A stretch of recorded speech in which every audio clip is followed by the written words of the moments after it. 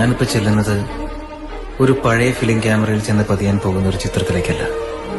കഴിഞ്ഞ ഒരുപാട് നാളുകളായി ഞാൻ കാണുന്ന എന്റെ സ്വപ്നത്തിലേക്കാണ്. എന്റെ കുടുംബം.